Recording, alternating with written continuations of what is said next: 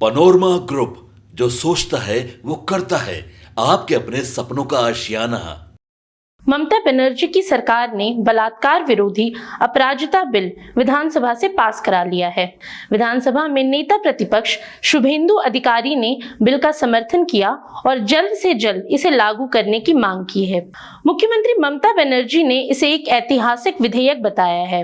इस विधेयक में वैसे तो कई प्रावधान हैं, मगर एक जिसकी चर्चा खास तौर पर हो रही है वो है अधिकतम 36 दिनों के अंदर रेप के मामलों का निपटारा। और आज की इस वीडियो में हम आपको बताएंगे कि अपराजिता विधेयक के प्रावधान केंद्र सरकार के स्तर पर पहले से मौजूद कानूनों से किस तरह से अलग हैं। अब सबसे पहले बात करते हैं नाबालिग से दुष्कर्म पर सजा के प्रावधान की। दरअसल भारतीय न्याय संहिता के तहत नाबालिगों से दुष्कर्म के मामलों को उम्र के आधार पर 3 श्रेणियों में बांटा गया है।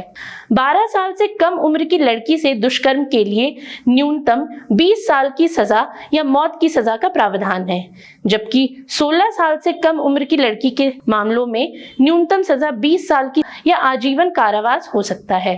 वहीं 18 साल से कम उम्र की पीड़िता के मामलों में आजीवन कारावास और मृत्यु दंड का प्रावधान है। वहीं ममता सरकार ने इस विधेयक में सभी नाबालिग मामलों के लिए एक ही सजा का प्रावधान किया है, आजीवन कारावास या मृत्यु दंड। अब अगर बलात्कार के बाद हत्या के मामले में सजा के प्रावधान की बात करें तो बीएनएस के तहत अगर बलात्कार के बाद पीड़िता की मौत हो जाती है या वो कोमा में चली जाती है तो कम से कम 20 साल की सजा का प्रावधान है, जिसे बाद में बढ़ाकर आजीवन कारावास या मृत्यु दंड किया जा सकता है। वहीं ममता सरकार के अपराजिता विधेयक में ऐसे मामलों में अपराधी को सीधे मौत की सजा दी जाएगी। साथ ही गैंग रेप के दोषियों के लिए आजीवन कारावास का प्रावधान किया गया है, जिसमें अपराधी को पूरी जिंदगी जेल में ही बितानी होगी। अब अगर मामले की जांच में लगने वाले समय की बात करें तो भारतीय न्याय संरक्षण संहिता के तहत पुलिस को बलात्कार के मामलों की जांच 2 महीनों के अंदर पूरी करनी होगी, जिसमें 21 दिन का अतिरिक्त समय भी दिया जा सकता है। वहीं अपराजिता विधेयक इस प्रावधान को और सख्त बनाता है।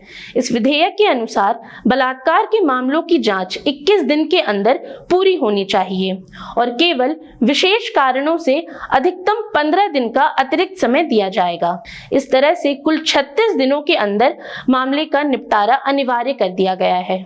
इसके अलावा भारतीय न्याय संहिता के तहत बलात्कार पीड़िता की पहचान उजागर करने या अदालती कार्रवाई को प्रकाशित करने पर 2 साल की सजा और जुर्माने का प्रावधान है, लेकिन अपराजिता विधेयक में इस सजा को 2 साल से बढ़ाकर 5 साल तक कर दिया गया है। साथ ही जुर्माने के प्रावधान को भी सख्त बनाया गया है।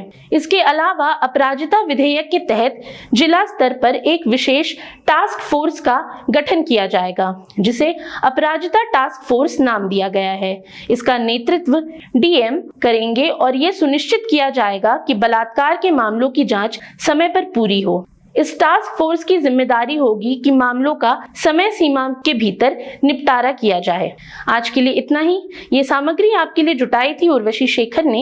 ये वीडियो आपको कैसा लगा हमें कमेंट सेक्शन में जरूर बताएं और ऐसी तमाम रोचक जानकारियों के लिए बने रहिए न्यूज हाट के साथ। और अब तक अगर आपने हमारे यूट्यूब चैनल को सब्सक्राइब नहीं किया तो अभी जाकर करें और फेसबुक पर हमारे पेज को लाइक और फॉलो करना ना भूलें।